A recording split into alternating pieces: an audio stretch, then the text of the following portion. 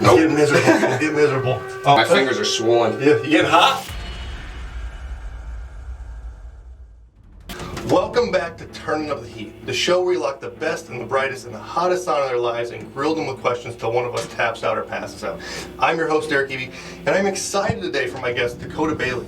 He's the owner of LTD Property Group, one of the fastest growing real estate companies in Fort Wayne, Indiana. Sought after by honestly everybody to work at. As fun as it can get, but honestly as successful as it can get. Welcome to the podcast, man. Thanks, bro. Beautiful, man. I'm so glad you're here. It's getting to get hot in here. It's going to get really fucking toasty. Yeah, I can feel it in my hair already. But the beautiful thing is I've done podcasts with you and we've been friends for a long time, so I have a really good idea of the questions you've been asked. And some of the questions I want to ask today, I don't know if you have been. So I want to start off really simple because when people hear success, the first thing they always think about is like background. And you know, from the backgrounds that we've been in our group, the people we met with, a lot of our backgrounds come from a little bit rougher territory. But is there anything specific from your background, like from your childhood, any moments or anything like that, that you made it so clear that you were driven to chase success for abundance? Is there anything that you can think of? Well, the first thing that comes to mind that was the shift for me was when I decided that I was going to step up as a man and take care of my sisters. Yes. And so that was the biggest shift. So, you know, I'm getting off the bus. I'm walking up with my older sister, walking up to my house. I'm seeing my mom, I'm seeing my aunt. My mom and my dad aren't there. And I'm like, all right, where are they at? I found out my dad almost killed my mom. And my dad's in jail. My mom's in the hospital. And so at that moment, that was when I decided, all right, I'm going to step up as a man, and now I got to be the man of the house. And I don't remember if somebody told me that or if that was an internal thing, but I feel like somebody told me at like 6 years old, like, hey, you're the man of the house now.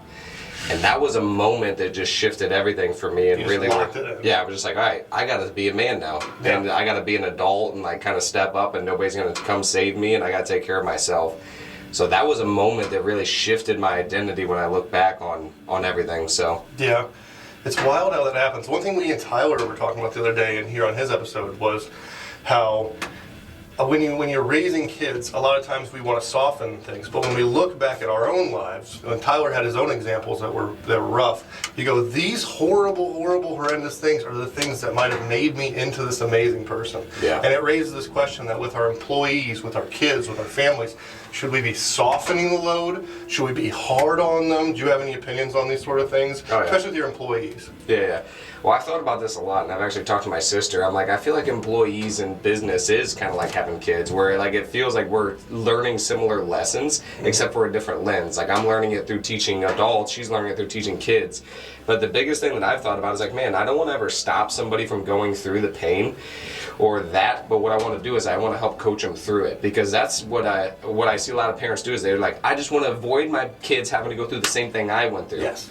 Well, what you went through turned you into who you are, so do you really want to avoid that? Yes. And so I don't think that I don't want to go through hard things. I want to be coached on the mindset that I can have going through it, because if you try to just stop every bad thing from happening to your child, one, you're never going to succeed, and then two, whenever they do finally get something that's really difficult, now they don't know how to handle it because they never have before. Yes. But if they go through it and you coach them how you go through these hard things that they're inevitably going to go through, that's what I believe a good mentor, coach, parent is like explaining you the emotions and saying it's okay and allowing it to happen. Yeah, even on the parenting side of things, I find so interesting because my dad made me work construction every summer from the time I was 12 years old. I mean, like, there was no more summer break.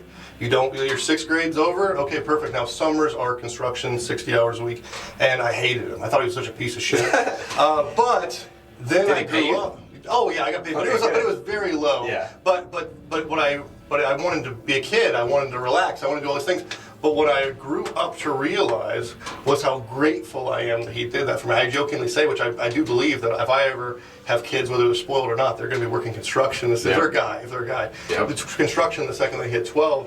But I think, like I said, it's hard to find that balance between we have worked so hard and dealt with so much to create these rewards, and then to have to fight the desire to just reward our kids, our employees. I do that a lot in my business. I struggle with over rewarding and over giving. Yeah. And what you do sometimes is you create a concept where it's expected rather than earned. And that's where you got to be really careful. And this really leads perfectly into my next question.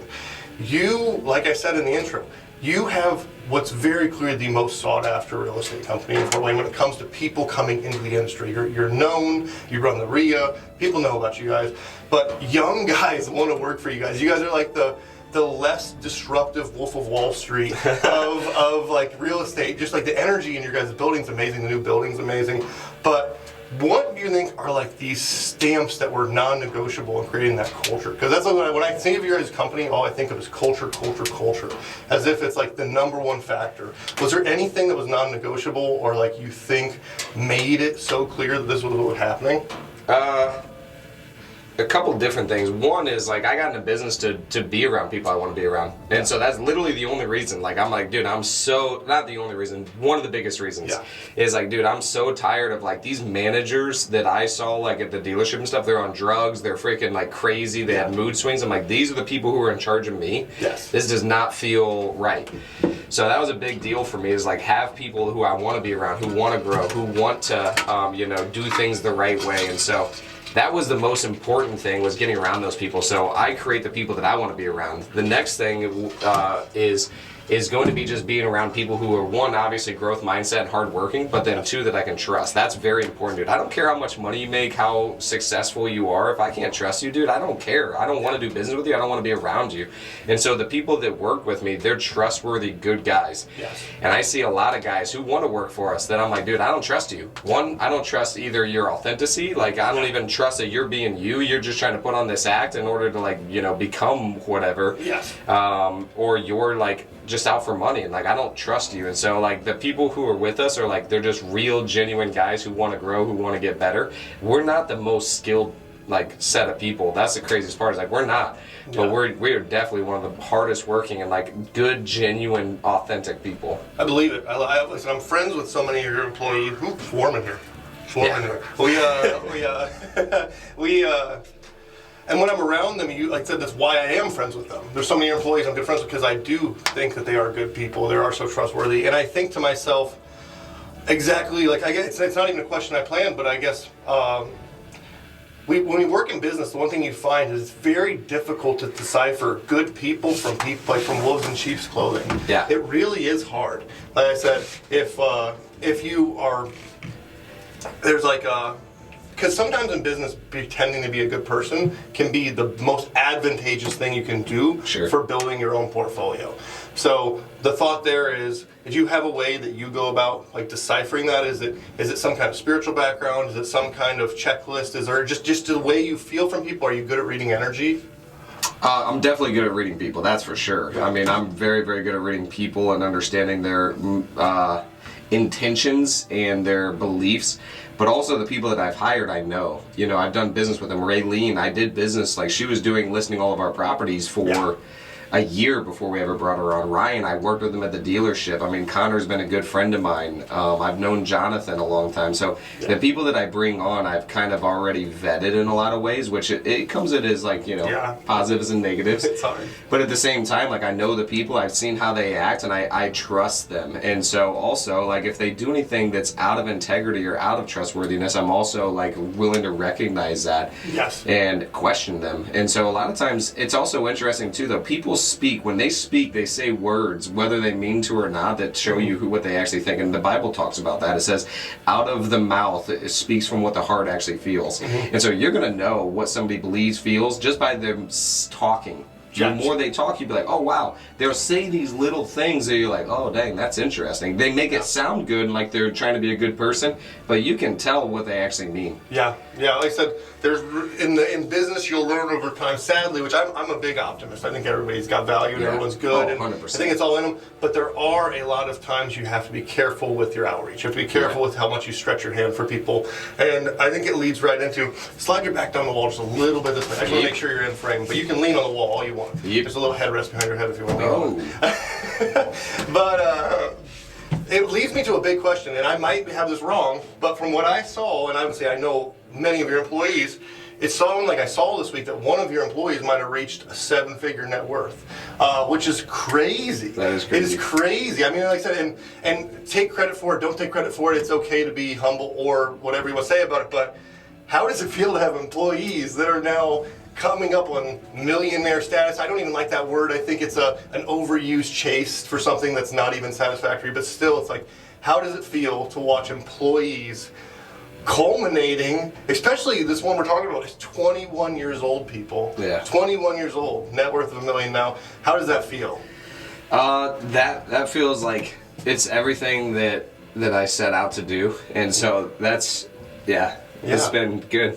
It's beautiful, dude. I said it's beautiful, and I see it in other employees of yours where it feels like you're a ship that's pointed in a very deliberate direction. And you know, I've seen employees of you who have grabbed onto LTD in a good way. Yeah. And my thought process whenever I've talked to them about it is like, dude, if you just stay on this damn boat, it's gonna take you somewhere really good with it. 100%. And I think that's the beautiful thing about having a good leader in place. Because when you have a good leader in place, inevitably you are going to do these amazing things, and the people who trust in you and help you along the way, you're going to take care of too. So there is a beautiful thing in business of, hey, you scratch my back, I'm going to scratch your back, we're going to take care of you. Back to like the culture, because you guys have built and breeded such a culture of excellence there. When it comes to seminars, when it comes to self-development, is there any of these things that you think businesses should make mandatory for their employees to create an environment like yours, whether it's reading, whether it's taking them seminars, any specific seminars? Is there anything that comes to mind?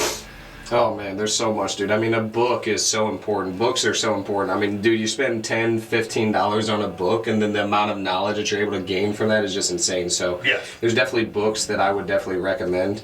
So one is obviously going to be Rich Dad Poor Dad if you're in that space. Huge. But I mean, other than that, I mean, there's still ones like I think it's what is that? Anyway, books are important. Yes, books are important. Books are important, and then the seminar. Obviously, you've been to PSI. I think that one should be mandatory, especially the second one, which is actually funny because Ryan, we just moved to COO, and then I told him, I'm like, bro, you going to Size 7? We're paying for it because like I need you to go to this leadership class because it's that much of a game changer. That changed my life in a lot of different ways in my perspective. So PSI is going to be one of them. I mean, anytime you go to any event, it's going to change your perspective because I've been to Ryan Pineda's, I've been to 10X Growth Con. Every time you see that, you cannot be the same person. You can read a book and do nothing. When you experience, when you're like in this stuff, it's hard. Energy. Yeah, it's hard to go back to who you were. It's like, it's almost not possible. That's beautiful. I love that. I love it. And I agree. I agree completely. I think for me, like I said, books are such an easy and attainable thing. You can even get most of them for free on YouTube. So no excuses made. You can just grab books. Rich Dad Poor Dad, I know is free on YouTube. Everyone should read it if you have not. But the seminars, I will say this, the PSI is such an amazing thing, and we're lucky and blessed enough to have a Fort Wayne-based event every year. That's crazy. It opens up my mind to the idea I've had for years of hosting my own event, similar, mostly focused around business success, and then my half of it being nutrition, fitness, mental health, physical health. But as far as these employees now, so we send them to seminars, we help create prestigious employees. But how do you manage a high-level person? Because that's one of the things that I think all of us struggle with in business is that, you know, if you have a low-level employee, like, and I'm not talking about the pay, I'm talking about the quality of the person in a sense. It's frustrating to have low-level people because they're not going to achieve as much, and that sucks. But when you have a high-level person, they're going to achieve great things. But sometimes it's hard to rein them in. It's hard to hold them back. It's like we call them this word, the Mavericks. The Mavericks. I have one or two myself, and they can be difficult to manage at times. They can be big-headed at times. They can be full of themselves, egotistic, and it's our job to kind of shape that into, you know, true, humble, quality like person. Is there anything that you think is important when you are dealing with these high-level people that you've learned helps? Yeah, oh yeah. There's two things that come to mind. One that I think is the most important, the most difficult, is actually caring enough about the person to do the hard things, to say the hard things. Because like I started getting my own way where I'm like, oh, I don't want to say this because now they're gonna think that I'm just doing it because I want to make more money for the company. It's like, no, dude, like I'm to the point now where I don't care about making more money. Like I've made a lot of money, I have a lot of money. I don't care anymore. Like I'm now helping them to like reach their potential and reach their goals, and it's like, dude, honestly, I would shut the whole thing down. If there was nobody there and it was not about the people, I would just shut it down and be like, all right, dude, we got our rentals. We're freaking solid. I'm going to go live my life. But I care enough about the people. So that's number one, is they need to know that you care more about their growth than they do, and you have to be willing to say those things. Yes. The other thing that I've told multiple different leaderships, and this is a very hard thing for people to understand, is people like that do not want to be managed. They want to be inspired. And so the only way to inspire somebody is by doing the things that you believe that they should be doing. And so they're going to lead by example. So like there's no way that they will follow you if you are not doing what you say, and they see it. And that's the hardest part, is like when you're in a business, they see you every day. Yes. They know what you do. So if you're saying things and then you're not doing it, they will know. Yes. And it will affect them, it'll affect you, it'll affect the whole entire culture. So the most important thing is going to be like how you lead yourself and how you show up, and that you better be saying what you're actually doing. Yeah, it's beautiful. Like I said, I agree completely. Like I said, we are the embodiment of almost the reflection of what they could become if they do what we tell them to do. Because why would we tell them to do this if it weren't going to become something better? Yep. But you see so many business owners having problems, but at the same time, do they walk the walk? Yeah. Are their employees, it's like the fat football coach who's Yeah. blowing the whistle and telling you to run, and in your head you can't help but be like, you couldn't do this. Right. And like there's no inspiration there. But if you have this massive buff football coach and he's running faster than you are, you're like, oh my gosh, I better go. Yeah. It's an interesting thing, because what I've realized now too is that I used to think of myself as the quarterback of the whole entire company. And so like, all right, dude, I'm the quarterback. Like I got to be out there on the field, and I got to show them that I can work as hard and all that stuff. That's not necessarily true either. Yeah. To where it's like, dude, I can't continue to be on the field because now I'm not seeing what's going on. I'm not seeing what the other team's doing. I'm now blinded, and I'm not doing my job, my responsibility. So what I found is my job is the coach. Yes. And also I have to be in integrity with either what I did do or what I did to get there, because this is my biggest realization that I just came to, is I keep coaching these people based on where I'm at today. Well, they're not where I'm at today. And so like I'm telling them things that's like, you're not even at that step, and I'm telling you step 10 when you're not even at step 3 yet. Yes. And so it's very difficult for me, because I want them to be there and I want to take them with me, but I'm giving them so much information that now they're getting confused thinking about it, and it kind of spins their wheels to where I'm like, dude, let's worry about step 1, because I've been where you're at and I know the trajectory, but I give bad advice sometimes. You don't want the new employee trying to act as if he has like the 7-figure salary, Yeah. and he's already been doing this for 10 years. It is hard to, I don't know if you've ever dealt with this with your employees, I don't know the right way to put this, but I guess to come across to them the work that has been done to create the foundation that they have. So like for me, I've ran my business for coming up on, or just passing, 11 years. So, and obviously most of which was unsuccessful until Sure. like maybe 6 or 7 years ago. But when you're expressing to one of your employees, I was doing this when you were in middle school. Right. Like you went to middle school, high school, some college. I was doing this that whole time, and then the time in between. And like when you're dealing with this, do you find it's good to express to your employees what you have done, or do you think it's simply better to focus on what's happening right now? It depends on the situation, and it depends on where they're at and where you think is going to help them. I think you got to use whatever's necessary, because you're right, dude. These people do get big egos, big heads, and then they're like, dude, I built this company. Yeah. And I'm like, okay. Yeah. Well, see if the company survives without you. And that happened with Andrew. Andrew thought that, dude, I'm going to go do this by myself. And I'm like, dude, I commend you for it, and like, go do it. And do I think you can make more money? Yes. Do I think you're going to be happy, fulfilled, and live the life you want? No. Yeah. He ended up not making as much money, and he was not happy. So he comes back and he freaking is on fire. He was making more money than he's ever made, and now he's about to hit the $1 million mark. Yes. So it's just crazy. But yes, I think that you have to tell them whatever's needed at the time to remind them of like the truth. Yeah. That's it. The truth and love. Like that's what the Bible always talks about, is giving the truth with love. And I believe in doing that. Like, hey, all this stuff, remind them of what happened. Remind them of the contribution, because Andrew, Ryan, everybody contributed, dude. Yes. But I contributed too. And I think that a lot of people, this is something that I've been thinking a lot about, because honestly the culture's been feeling odd at LTD lately, and I've been like, this is weird.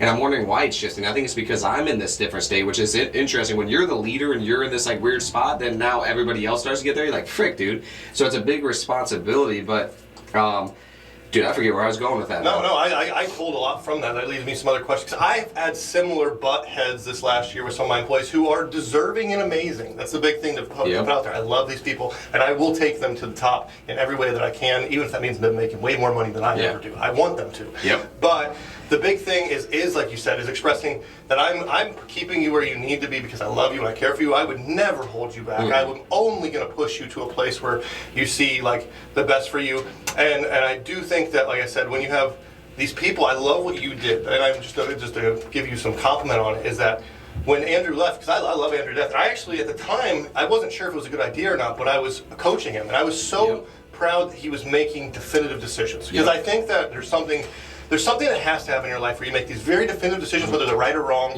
You learn from them. But what I loved is that you brought him back with joy. It wasn't, hey, ha ha ha, I told you so, or anything like that. And whether it would do or not, because he did probably do some great things I don't know while he was gone. But my point is that it was literally excitement. Like, I got my boy back. I got my boy back. Like, your friend came back in the league. He flew back into the country. Like, like that time period, was it difficult to avoid, and I don't mean this in like a childish way, but to the I told you so's and the this, or was it just very easy because you missed him? I mean, it's obviously always both, but it's not so much an I told you so of like, I can read the future pretty well too, which is like why I believe that I'm in the position I'm in, because I read people, I understand people.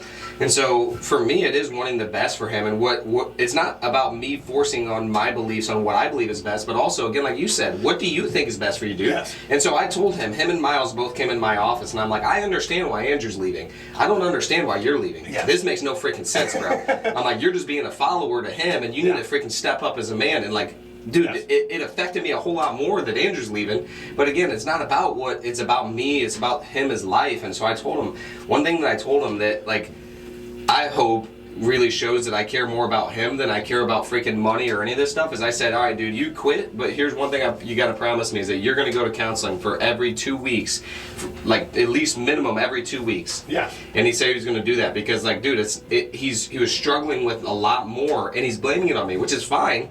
I don't believe it was true.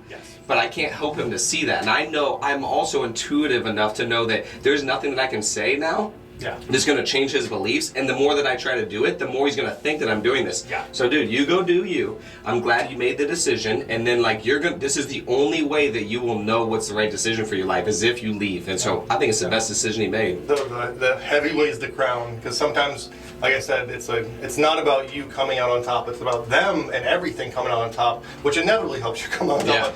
This leads me like into one of my biggest questions for you that I think is so important that I was so excited to ask, because it's something I have definitively changed my stance on, and it has been hard for the business, and is that work-life balance. To get the business to where it is now, whether the employees were there to see it all, I had to put in the 70, the 80-hour weeks, the misery, all the money in my bank account constantly going into the thing. Me and Jen are poor, even though we have enough money to go be wealthy. Like, I went through that for years, not seeing my wife, not seeing my friends, having to sacrifice my health and my happiness. And this last year I leave actually this Friday, that's why we had to get this in. My 10th vacation of the year. Let's go. And I fucking enjoyed every single one of them. That's crazy. I think 2 of them were with you. But it's been a beautiful freaking year. And there is some balance. So obviously I'm still working my ass, I'm still doing stuff. But it leads me to my question of, one, let's start with the simple. How has your work-life balance feelings changed this year? Because from someone I know has been candid about, work-life balance in the past maybe wasn't your best attribute. You were leaned hard into work. You're a grinder. You were focused. You're one of those people. Now in 2024, going into 2025, how has that changed for Dakota Bailey? So we'll talk about the reasoning that I'm doing it. And so what's happened is I've grinded, I've sacrificed a lot, I've accomplished a lot. I got to my goal, and then now I'm trying to help other people get to their goals. I'm now burning myself out. Because I'm telling you, when I'm going to hit a goal, it's a whole lot easier for me to hit than trying to help somebody else hit a goal, dude. I can hit a goal way faster, way easier than helping anybody, because I know you're in complete control. I know what I'm willing to put in. And so that's been the most difficult part for me, is that like sometimes I tell these guys what to do, they don't do it. I'm telling them systems and process, they don't do it. That pisses me off. So I'm like, dude, do you want this or not? And so that's been difficult, but the whole reasoning of why I shifted to where now I'm actually focusing more on a work-life balance, one is because like of my vision in my life. You know, I have a girlfriend now. I've been wanting to like have kids and get married around 30. Like this is the time that I planned it. So that's one shift. The other one is I'm realizing that if I don't make a shift, I'm gonna quit. Yeah. I'm like, I've got to a very... No, I love that. No, that's beautiful. Because there's so many of us in this position who don't admit that. Yeah. Because it's scary to say things like that. It's scary for your employees to hear you say stuff like that. It's scary for the public to hear you say things like that because people go... Because there is this natural thing of like, oh, I'm not, like, to use this stupid language that these guys would use, like, I don't have the dog, I don't have this, like... But what I've learned over years is the people I respect the most are the ones that know when it's time to live life good. Like, I always thought that me working 80 hours or you working 80 hours made me so impressed with you, and it did. It did vastly.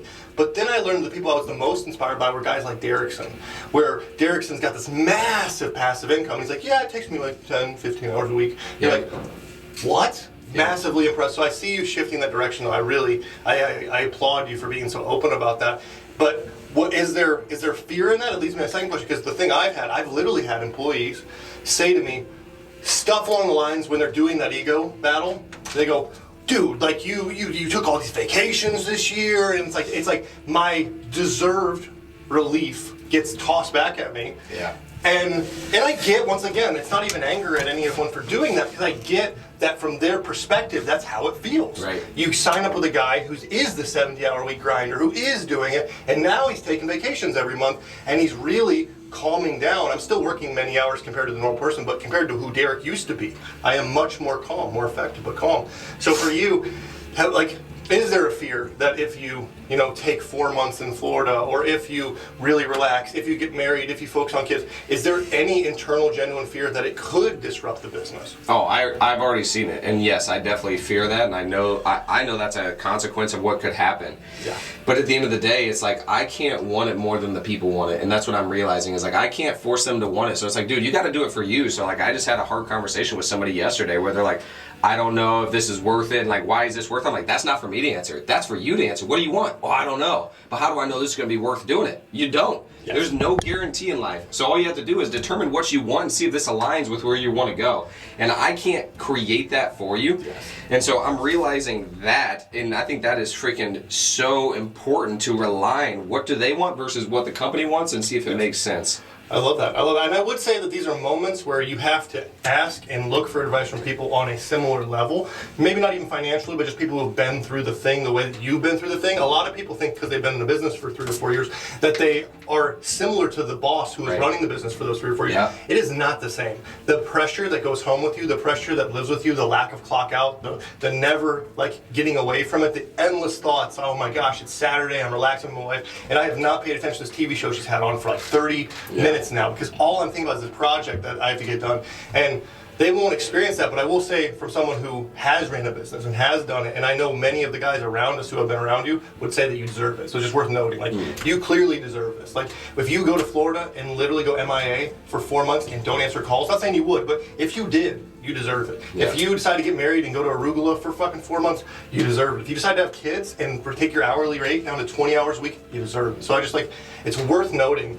And I think that, like I said, one of the things I've always found the most impressive about you is that you do have this tenacious push mentality, but most people allow that to skew them into becoming, like I said, negative people. And you haven't. You seem to be, maybe internally, I don't know about that battle as much, but I know externally you still take care of people, you still do good by people. Would you say that's faith-driven? Would you say that's the main source that keeps you on that? Would you think that's just generally who Dakota is? Is Dakota generally kind, deep down? I mean, I definitely think that faith plays a huge part of it, because I don't believe that there's good inside of me other than Christ. And so I definitely believe it's been a shift and a change, and it's also a battle. So it's not just like, dude, I tell everybody, I'm like, dude, I have the negative thoughts, I have the jealousy, I have that stuff. I just switch it so fast that nobody knows. Yes. The interesting thing that I noticed that a lot of us do, and that I do it sometimes, is I beat myself up for even having the negative thought. I'm like, dude, what the frick you thinking that for? Yes. Like, do you actually care about this person? Why are you thinking this? Why are you jealous of this? It's like, dude, it's okay to feel that for 10 seconds if you freaking move on from it, and then you actually remind yourself of the real you. Yes. And so I get very hard on myself, and when you're hard on yourself, I've noticed that it's very difficult to not be hard on people, which is helpful in some sense, but also you have to like remember, the better you treat yourself with grace, remind yourself of the truth, and it's going to help you to deal with the other people when they go through similar things. I love that. That's beautiful. That's beautiful. It's warm. You warm? Oh yeah. My hair is on fire. Dude, it's no joke. Is it on fire? No, it's no joke, man. All of a sudden, but it leads me into, like I said, when we deal with struggles, everyone handles them differently. But I wonder, because from the outside, LTD looks like this upward roaring roller coaster that's killed it every bit of the way. But obviously, we know in business that's just not how it was. What do you think was the hardest moment in the growth of LTD? Is it this moment right now? Was it a moment you went through? Was it a financial struggle? Was it a client you dealt with? Was there one thing that was the hardest moment, and how did you solve it? So there's been a lot of hard moments. The most difficult part for me is not monetary. It's not lawsuits. It's not anything. It's always the people, you know, because I create such deep connections and love with these people that I don't care what other people think about me outside the business. But when it's my close friend and they're questioning now my intentions and stuff, like I've noticed that hurts me, and that's what I'm working through with my counselors. Like, why does it bother me when people question my intentions? I know they're good, so why does it matter if they know they're good? But it only hurts me when I feel like people should know who I am. Yes. And like I'm like, bro, like, so that's been very difficult. Is like, you know, I had some hard talks with a good friend of mine and, you know, a partner, and so I just had to make hard decisions there. So I would say is one of the hardest things. Is like, you know, I had a friend for a long time and just had to have hard conversations. That's been the hardest thing in my opinion, because in the beginning it's all fun. You know, you're just building, like, dude, let's go build something. You're with friends, you're building something fun. Then you create something. It's amazing. Now the other person, you're continuing to go like this. The other person, like, dude, I'm good. Yeah. Well, we built this together up until this point, so now they feel like maybe they want all of it. But it's like, but I'm going to keep going and you don't want to, and that's okay. Yes. But it's a hard conversation. That was one of the hardest times I feel like I've dealt with. And then obviously now I would say it's harder every single day because it's challenges that I've never dealt with. Yeah. And so that's the difficult part. Is I'm a creature of habit, dude. The reason that I got to where I'm at is because of discipline, because of doing the same thing over and over and over and over again. And I do the same thing all the time. Yes. Well, now as a business owner, I can't do those things. I can't do the things that make me feel good. I can't accomplish stuff because if I continue to do it, now I'm holding somebody else back from doing it, and I'm actually holding the business back. Yeah. So now it's harder for me because now I have to get no emotional reward, or it feels like that. I get no emotional reward, and I have to just continue to coach people. And I go home every day like, did I do anything? Did I actually do anything? It is a very hard thing. I definitely connect with that. And I do think that one of my favorite quotes that I resonate with, which doesn't sound quite the way, but I could change it for this situation, which is, I was willing to carry people to the top of the mountain that didn't even want to be at the top of the mountain. And that's like something that I had to learn myself, is that because Derek wants something, because Derek desires something, because Derek is willing to put in, to sacrifice, to do this, whether it's money sacrifice, time sacrifice, and mental anguish sacrifice, I'm willing to do it, but not everyone is, and I can't shame them for that because that's their version of this life. Yeah. And I would do that for a while. I'd be like, this fucking pussy, like I wish he would be tougher, I wish I could, because it would have helped me. It would have helped me. And I want to add something to that. Imagine if you get to that mountain and then you see the bigger one, and you know without a doubt you gave it 100%. You had to get to this mountain, which was the goal in the first place. You guys saw it. You set out. You got it. Yeah. Now you see the next one. You're like, let me see what else I got. Yes. But in order to do it, you have to put him down. Yes. You know there's no way you'll make it. Yes. And so that person that you were with to climb that mountain, you can't climb it with them. And you know you won't make it. You will die. You will literally die. Yeah. You ever seen the movie The Guardian? Oh, it's an amazing movie about like the people that go out in the water and save people, but there's a scene like that where they're hanging from a helicopter, and it's clear that the winch is not strong enough to save them both, and like the only way that the one makes it up to the top where the helicopter is for the other one to take his glove off and drop. Yeah. And it's like, and obviously we're not talking about, you know, killing people off or anything that dramatic, but at the same time, there almost feels, and when you're dealing with these business struggles, when I've had them with my guys, it feels like that killing off sort of thing. It feels that deep because we're so emotionally connected with these people. As we get to the point in the sauna where it's going to start to get really miserable, I want to ask you some rapid fire questions. So come with your answers as quick as you can, but once again, expect it's hot. I'm ready. I'm sweating. It's hot. But what are the daily morning routines that are absolutely mandatory to you? I have a long freaking list, bro. Go. I'll go real quick. So, reading the Bible, I read one chapter of the Bible every day. I'm praying every day. I started to pray for specific people because that's helped me a lot. Yes. Anything I'm struggling with or anybody I see somebody else struggling with, I'm praying for them. Next, I'm going to go to a journal. I journal for 10 minutes. Yep. I go through 15 minutes. I'm writing a book right now. I'm like 99% done. I'm like just going through the final. After that, I work to do Wim Hof. I can't say I do that every day. This morning I did a cold plunge. I'm either going to do that or a cold shower. I send my dad a motivational quote. My dad has been dealing with mental depression and some hard stuff. And so I just started sending him motivational quotes, been working with him. And I send my girlfriend a love quote every day. And just something to like, hey, I'm thinking about you. These are ones that I picked out.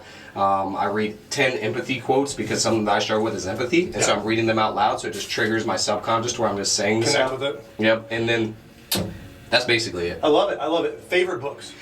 Favorite books, obviously Rich Dad Poor Dad. I'm reading Buy Back Your Time for the third time. One of my favorites. Beautiful, beautiful. Do you have any mantras, quotes that you like attach to super deeply? Yeah, there's one that I say all the time, and it's going to be good.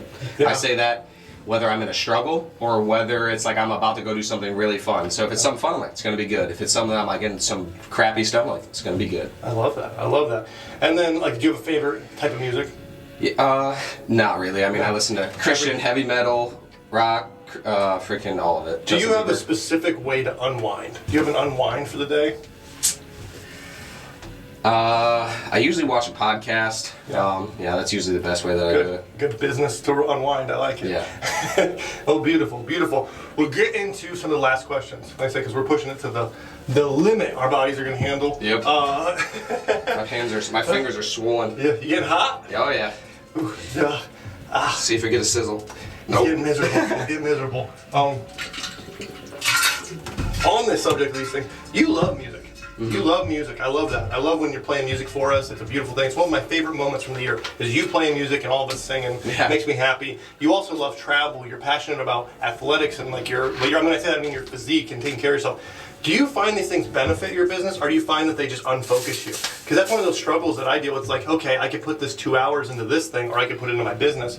Though one brings me more passion and joy, one very literally is work on the business. How do you feel about stuff like that? I think they all feed into each other. So if you go 100% business, you're going to feel miserable, and you think that you're going at a high level when really you're working at like 4 or 5. Oh, that made it smell really weird. Yeah. That made it smell really weird. We got BO sizzle. Yeah, that smells horrible. So basically, whenever you're working at like a 4 or 5, you think you're putting in all this work because you're working so many hours. But if you just go take time to do your passion, your love, you're actually going to come at this thing at a 10 and accomplish way more because you took that time. So that's what I'm realizing now is if I want to be the most effective, I have to take time for myself. I have to show the love, compassion, do my passions. I love that. And I finish off with this big final question before we give your goodbyes. What is, LTD going to look like in 5 years? Automated, probably in multiple different cities. I'm going to guess we're going to be in Michigan, Ohio, and then we're going to take over Indiana. I'm going to guess we're also going to be in Florida. I want all the guys to be able to go back and forth to Florida, and we're just going to live a life of like a brotherhood. That's my biggest goal. Beautiful, beautiful commune, business, conquering group of people. I love that. So where can people, hear my voice? Where can people connect with Dakota Bailey? What Instagram, what Facebook? How can they follow you on YouTube? How do they connect with LTD? If they got a property to sell, you want cash, and you want it easy, you go to these guys. Yep. Where can they go for all these things? Yeah, just follow me on Instagram. That's the main thing I'm using now is Dakota.Bailey. No, it's DakotaBailey.in for Indiana. Yes. I'm going to be the Indiana boy. Yes, Dakota Bailey on Facebook. Yep. Beautiful. And LTD, what's the website? LTD-PropertyGroup.com. Beautiful. I'm so pumped for you, man. Like I said, it was a beautiful session. I'm going to be the one that taps today. So you pushed me to my limit. Let's go. It is hot as hell in here. I appreciate you for being here, brother. Yes, like sir. I said, I finished with just my appreciation for Dakota for coming here. This podcast, he's a tough SB. But I'm telling you, it is hard to sit in here. This thing is as hot as the sauna I've ever been in. And I said, we're going to have a lot of people tap out on here, but this man made it through. I love that. So we're going to check on out.